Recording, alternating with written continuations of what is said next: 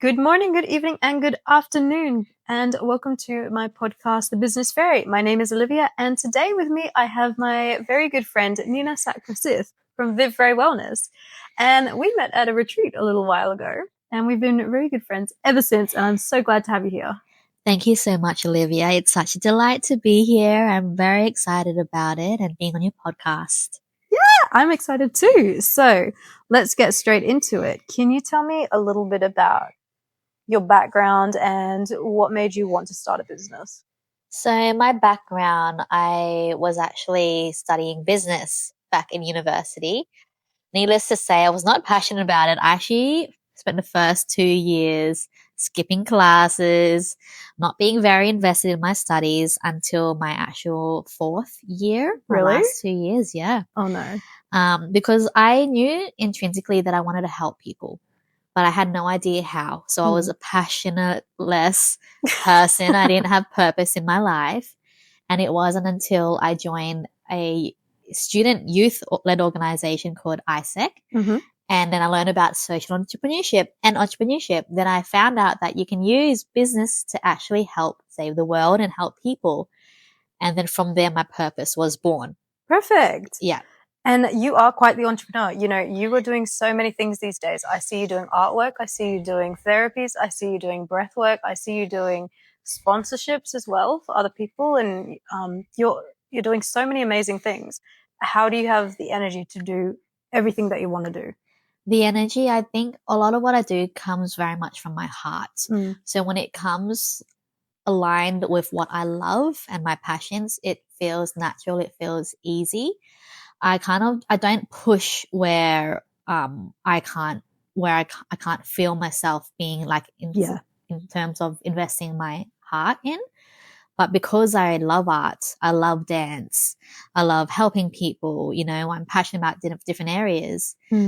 I find myself very instantly drawn to those spaces, and in a short amount of time, I can just like work on a project, go very hard on it, work it to its completion, move on to the next project, come back to it, later on if I want to keep rebuilding it, things like that. And you're doing what you love, and I think that's what makes it so much easier to do every avenue of work that you want to be involved in. What would you say your main business is at this point in time? My main business definitely is Vivre Wellness. So I started this holistic wellness business after my own massive personal development journey because I used to run Vivre Co, which was a beauty-based social enterprise. So with the proceeds from the business, I was sponsoring the education and scholarships for girls living in poverty in Malawi, Africa. And then when COVID hit, I massively burned out. I had depression, I was anxious, I had mental health issues, and so did the world. Yeah. And in that, I was like, we can't operate like this. So absolutely. That birthed Vivre Wellness. So to help people on their own healing journey of recovery and everything too. Yeah. So you've been using your own struggles to help other people realize their potential. Yes, 100%. I, from an early age, I did deal with like childhood experiences, witnessing aggression and domestic violence in the household and tiptoeing around anger and those things, and growing up as a teenager feeling like lost without an identity and not knowing my place in the world, not feeling good enough through to being in my 20s, having my first relationship, heartbreak, going through entering the world as like this young adult without knowing where your place is in the world, and then also developing an eating disorder.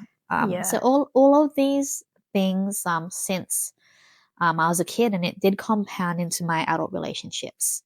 So there was, I guess, a lot of underlying issues and blocks and barriers in my mental well-being, which I wasn't focused on, that was probably contributing to like different areas in my life, like not being great, and, a consistent pattern of anxiety and depression and like this cycle that I was going through until I started getting into breath work. Yeah. And so like started going to, for example, like the retreats that you met me on. Yeah. And so I started doing deep internal work on my emotional mental well-being, and also, my spiritual well-being too. But since then, also being around safer people, having better coping mechanisms and tools to regulate, I've never been like much more safer in my body than ever. Yeah, and I think, you know, that's a place that we all want to strive for, because when you've been in a dark place, which I think we both have, it's about how you can move forward and then surround yourself with people that, you know, support you and want the best for you, and in turn you also want the best for everyone around you. Definitely. I really strongly believe in, you know, if you can find your way out of the darkness, and I've always felt like I had moral obligation to give back or help people find ways out of, you know, their darkness, but they have the tools and the capacity. I believe that everybody has that capacity within them. They just need to be shown how, like shown the light for themselves. And I think if we bring it back to business, you know, that's one of the most difficult steps in starting a business, because you feel like you're on your own. You know, you're going from scratch. Suddenly you've gone from an employee to the employer. Essentially, you are your own boss. And taking that first step, how did you take that first step? Yeah, the first step was me realizing that I just needed to do something which was like led from my heart and my soul, which was something that was mine. No matter where you're at, like even if you get detoured away from your purpose, you will always feel it there somewhere. It could be a whisper. Sometimes it's loud. Sometimes the flame is just like blazing hard inside your belly and you're just like, I got to do it, you know? Yeah. But as long as you return back to that whisper and come back to that voice, and then you know that it will never go away. So, and in that, I kind of knew that I was always going to come back to my purpose. Like I've worked on my career, I worked for other people, build and walked up the corporate ladder. But I always knew at the end of the day, somehow I was going to come back to what I wanted to do and build my own life up, my own empire under my own terms. And in doing that, yes, there was a lot of unraveling of self-doubts, of limiting beliefs, and making sure I had the right people around me. That's really important. The right support system. Yep. And also like just being like really listening to your gut. It's normal to feel scared. It's normal to have doubts. It's normal to feel like, oh, I'm not enough or I don't know enough, you know, but it's the resilience that comes from that. It's the pushing through that comes from that. That's the test, is like, can you push through that? Yeah. And if you can keep pushing through, you kind of get to another level. And at that next level, there's another devil. Like, there's, you know, we say that new levels, new devils, and then we just keep pushing through that. And then suddenly it becomes part of our default kind of like skill, like our own capacity, skill set is in our tool belt. When something comes through, we don't automatically shrink back. We're just like, okay, cool, another one. Let's go. Let's see how I can get through this. Taking those opportunities rather than seeing them as hindrances. Yeah. So I built up my what was it again? My figure it out ability, my resilience, and having to be able to think outside the box. I had a lot of bad things happen to me, like car crash, lost the house, lost the job, things like that. But in that, I was like, okay, things are gonna come at me anyway. What am I gonna do in this position is I'll surrender to it, but I will be innovative and I will be solutions focused and I will find ways to get out of it. And I did. Absolutely. And it's about how you respond rather than reacting straight away. Because if you take a second to pause, to think about what you're about to do, and then you go and take action, you're going to have a much smoother ride. Yeah. I think what I used to have was a kind of victim mentality. So when something would happen to me, it's like, oh, why did it happen to me? And I'd get into the cycle of like, oh no, another bad thing. You know, you can easily milk a bad 10 seconds into a full week. But then outside of that, if something happens, you can be like, okay, what's next? Like, what can I do from here? You actually strengthen that skill that you have. Yeah, and it's not a bad day. It's not a bad life. It's just a bad day, or just a bad 10 seconds. Yeah, or maybe does it have to be bad? No. Maybe it can just be, oh, okay, this is another opportunity for me to test out my new skills of innovation or resilience. Yeah. Or finding a solution and thinking quick on my feet. Yeah. Yeah. And how did you go about doing that in your beauty business? How did you go about getting your first client? Yeah. I will say that was a very quick decision when I started my beauty business. So I saw my friends just doing it, and then I liked the lifestyle and everything like that. I'm like, I'm going to do that. Like, okay, how do I do the course to get into this? And then she did training courses. So she did the course on me and I paid for it and everything. And then she gives you ideas. She gave me ideas on how to get my first several clients in. So I was doing like specials and promotions at first for the first few weeks. Started getting clients in, advertising on social media. I put it across like Gumtree wasn't the best idea, like honestly. Instagram, social media, and of course, I actually, because I decided to make it a social enterprise by partnering with Bikama Academic Center, with Emmanuel Mzembe, who was running a school in the center of Malawi, one of the most poorest countries in the world.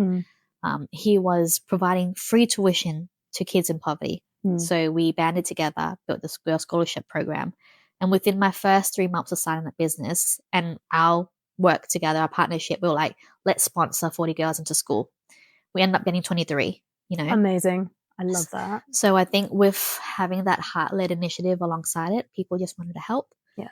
I joined a business program called Impact Boom. It was a social enterprise accelerator program.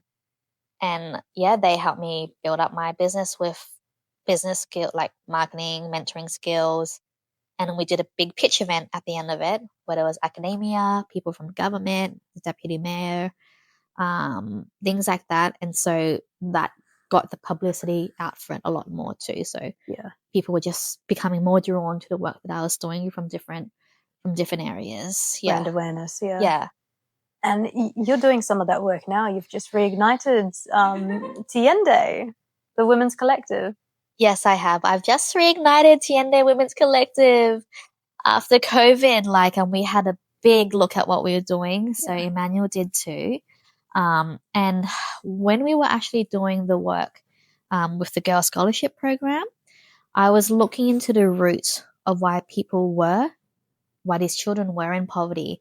And the root cause of it was because their families couldn't afford, tuition for the girls to go to school. And with the families, the majority of the household is run by a woman who unfortunately doesn't have financial business skills. So that was deeper. So it went deeper into the education of the mothers. So we're always like, we want to build a curriculum, a business curriculum. So was it 7 years later, we came together and I was like, let's build a business incubator program for women with families living in poverty. And now we're about 5 months in to our first pilot program. 10 women are in. We acquired our first corporate sponsor. We split up the funding to them so they can start their businesses. Mind you, they're living on less than $2 a day. So something as small as $100, $200 makes a huge difference. Absolutely. Yeah, we are actually looking for more funding and sponsorships now, and we're about to run a campaign to acquire that. But there's a more big impact coming. Absolutely. And if you would like to sponsor or donate, those links will be in the podcast notes as well. So I suppose over time, your business has really evolved since you first started. You've gone from beauty to sponsorships and working in that space to you dabbled in breathwork as well. My core of my stuff is definitely breathwork. Perfect. Yeah. Do you want to tell the audience a little bit about what breathwork is? Yeah, breathwork is, for me, it's an accelerated way of calming your nervous system and also increasing feelings of calmness and peace, and shifting your energetic state as well, and your consciousness too. So for myself, when I had my first breathwork, I was like, what was that? This is incredible. I felt so light, and I felt like because I was in a not a good moment of my past relationship, but I felt like my body just felt like it had released so much stagnant energy in it. They say it's the equivalent of 100 hours of meditation. I could be over exaggerating on that part, but for me, it's as powerful as that. I'm not a person that was into meditation at all. I couldn't focus. I couldn't think properly, but as soon as I did breath work, an hour session, it just shifted me completely. For myself, for example, there was a moment where I was actually going through depression, and I couldn't get, like, it was very deep, and no matter what, like, I couldn't get myself out of that state. And then I did one breathwork session, and and I was just like, whoa, okay. And it just kind of like, just gave me a total reset. Yeah. So that was a powerful effects of it on me. Other people during my experiences, they tell me, oh, that was really relaxing. I fell asleep, or I felt pain dissipate from my body. Or sometimes at deeper levels, I had an experience where I was connecting with like a lost one, like a lost loved one, from the past. And there's moments of catharsis and everything. Yeah. They can be very powerful, and they can be extremely transformational when you get deep and you surrender to what's coming up instead of suppressing every single emotion that I think a lot of people tend to do in their day-to-day lives. Yeah. What would be the most transformational client you've witnessed, if you can share that? If I can share it, it's really hard to say, and also for sometimes the privacy of some of my clients, which I respect. I would say on a general level, I have had people, men, women, who have never experienced breathwork before, walk out of a session and there's like feeling so much lighter. And like I mentioned before, like for the first time in ages, I felt pain leave my body, and or I felt really light and refreshed. And someone was like, oh, I think they lost someone 5 years ago and they were able to say goodbye. You almost left us on a cliffhanger there when you said they walked out the door and then they told you they had the best experience. I love that. I have because I collect feedback, Yeah. After each one, because I always want to improve my service, and I'm open to it. It's constructive and everything. I'll actually take it into account. Yeah. If it's like repetitive feedback, I do take it into account, but I also get a lot of positive reviews, and it's pretty powerful and transformational. But then on the daily level, breath work, just in its purest, simplest form, is literally just to help you regulate your nervous system and just calm back down to calmness. Yeah. And there's nothing better than a regulated nervous system these days. Yes. If you're acting from a place of dysregulation, you're not going to be putting your best foot forward. Yeah. And you don't have to be deeply spiritual or deeply woo-woo or deeply into like your personal like development work right now. Yeah. Because it can help anybody who deals with stress, who goes through anxiety, feelings of anger, depression. Yeah. Just 3 minutes. Work, it doesn't have to be spiritual. It's such a normal thing to do. I mean, you're breathing at this very minute, aren't you? We're forever breathing. And when you're in a tense situation, so many people forget that they can relax their shoulders. Yeah. They can take a deeper breath and just regulate their nervous system. And just being present in the moment and feeling a moment to like taking just a moment to just control your breath, because that actually just helps your body just like, when you sigh, that feeling when you sigh, that release. Yeah. If you do that in a controlled pattern, you're literally just repeating that feeling and intensifying that feeling. So I tell people, like in my classes, like inhale and sigh out. Like I feel better. You feel better. Like you feel your shoulders drop. Yeah. You feel your belly kind of like relax a bit. Yeah. Any tension in your body just slowly softens. And also, you're doing it in community as well. You're all relaxing together at the same time. Whereas in an office environment, if somebody does sigh, I feel like, oh, I too can also sigh and, let off a bit of steam. What business skills did you have to learn that you never expected when starting out?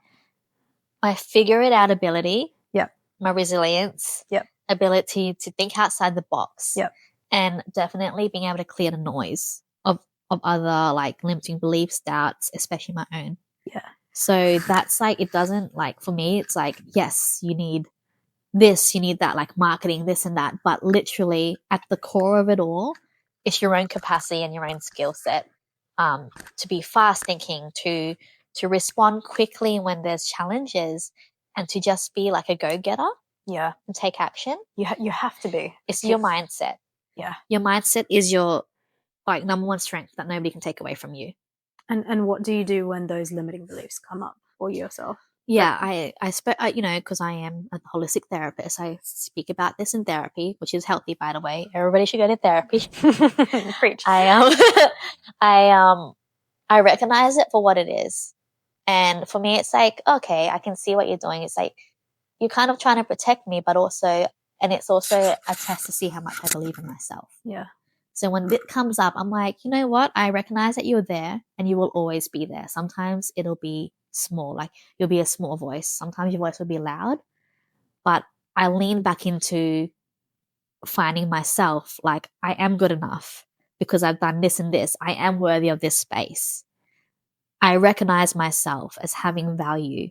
So that's what it is. So it comes back to me grounding myself back in my authenticity and my value. Because if this voice is here in my ear and one day maybe my stuff gets recognized, maybe there'll be other voices coming through anyway. So I have to be grounded and solid in who I am and what I do, which I know like is right for me. Yeah. So like kind of like pushing away, acknowledging it, pushing it away, and then just remembering myself. Yeah, and seeing those thoughts, any limiting thoughts or beliefs that do come in as clouds, and just watching them float away. Yes. Or spam as well. Yeah. Any negative thought, I'm like, oh, that's spam, delete. Yeah, correct. And the more I used to try to fight it, sometimes it's more resistance, but acknowledging that it'll be there all the time in some kind of capacity, but then having that behind the scenes where you can like self-soothe, comfort, you know, come back to who you are, remember why you're in this space. Like it's your heart. Like if you're doing things from your heart and your passion, like what like what happens? What beats that, you know?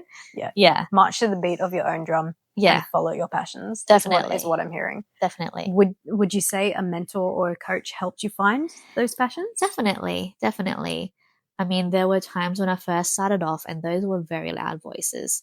And I think there's always moments of stagnation at different levels, you know, and after that experience that I told you about where I lost this, lost that, I was a bit directionless because even though I had built my own business before, this was something new. This was different. And so with the right business coaches and mentor, they actually helped me find my voice again. Yeah. Yeah. So they helped me find my voice and they would actually give me tips and guidance on, you know, ideas on where to go. But most of it was just like where do I want to go first with this? And they were great sounding boards. Yeah. And I think that's a lot.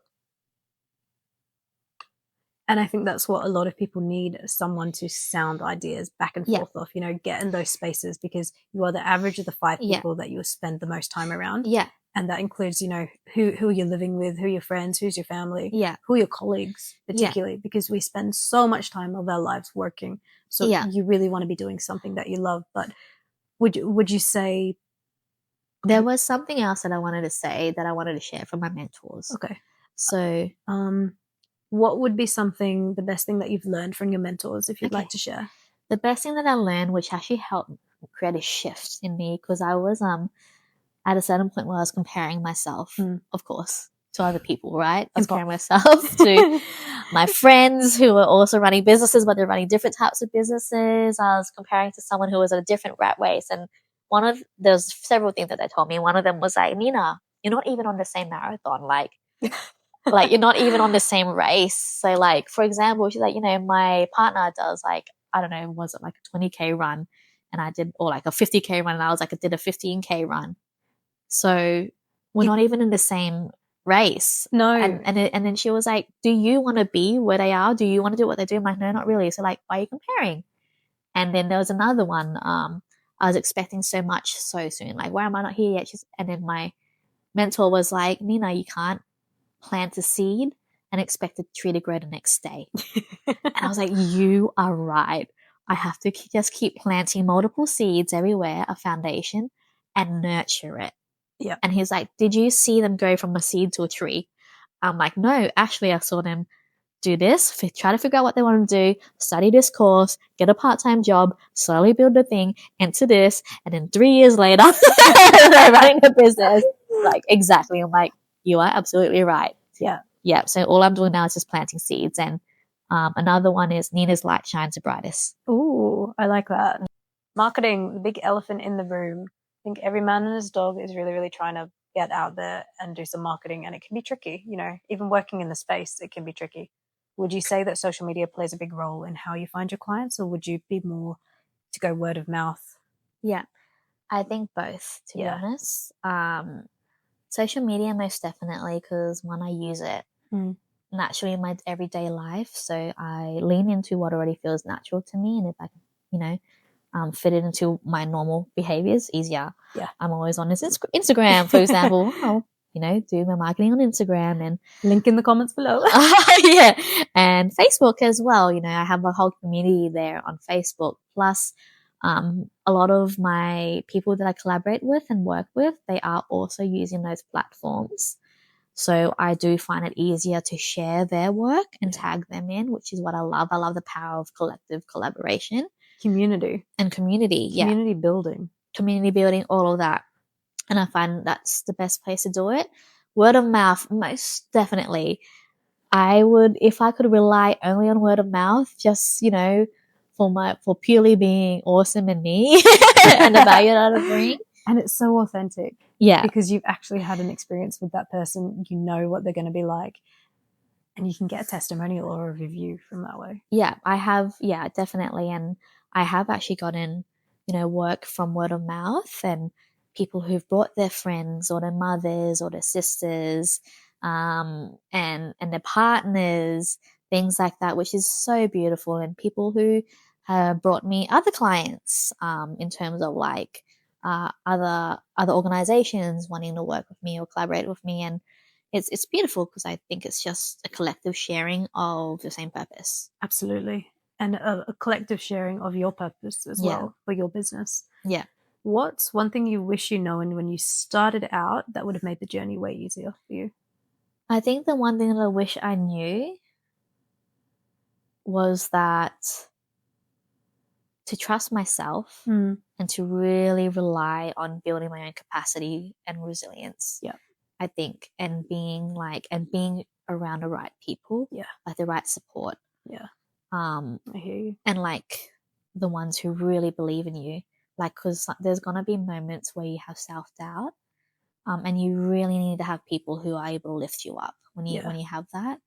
Cheerleaders. Yeah, you have to have cheerleaders, whether it's yourself, and have like a really good like, it's kind of like a self-care thing when you're having those moments as well. Yeah. And remember your goal, like plan the goals. Planning for the future. Yeah, planning for the future, planting the seeds. Yeah.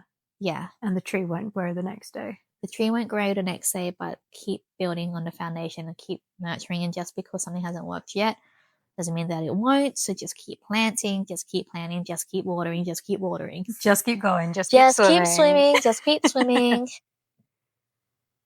What advice would you give to someone considering starting their own holistic practice? And would you feel like they were a competitor if you found somebody else that was wanting to start something? Most definitely not. I would love to collaborate with them. Good.